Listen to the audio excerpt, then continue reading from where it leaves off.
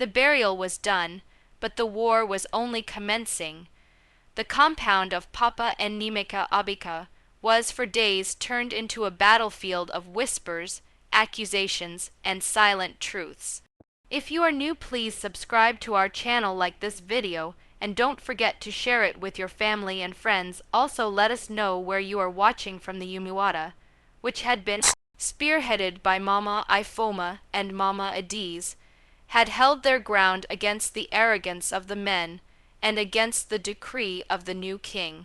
But something more hung in the air, something that had the smell of secrets buried deeper than the grave.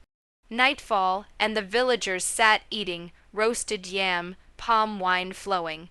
Mama Nneka leaned toward Mama Ifoma and whispered, "Did you see why Chiamaka's tears seemed like performance? There is gossip that she bears something other than sorrow in her belly." Mama Ifoma furrowed her brow. "Talk clear, Nneka, what foolishness is this?"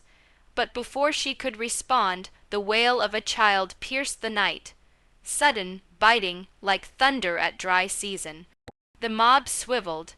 At the compound gate, a little boy of perhaps 6 years old dashed out, pursued by his alarmed mother. And that mother was Rosalind, widow of Papa and Nimeka's deceased son. She dropped to her knees, embracing the boy. Her voice quivered as she wailed, "Umuada, elders, this child is the blood of this house. Papa and Nimeka knew it. He vowed to me he would proclaim it before his death, but now the truth lies buried in the grave." The elders cried out in perplexity. The men rose, incensed. Iki Abidike growled, "Shut up that woman's mouth. What daring brings shame to the family of the dead?" But Mama Ifoma slowly stood up, her eyes aglow like coal. "Abidike, you've brought shame on yourself already. Let the boy stand." The boy took a step forward, eyes shining, jaw set the very picture of the Abika clan. Even the obstinate ones gasped. No one could deny blood when it talked as loudly as this through a child's face. Mama Adiz stormed, "So this is the secret you all attempted to bury with the old man. That his grandson lives yet is concealed like a curse." The Umuada applauded in unison. "Ha, Tufiakwa." Evil, the king's representative, attempting to dampen the fire, replied, "The issue of inheritance is the men's. The child can be tested later." But Mama Ifoma interrupted him.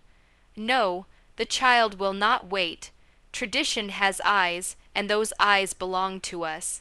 We will not allow this boy to grow up as a stranger while his lineage runs through this land.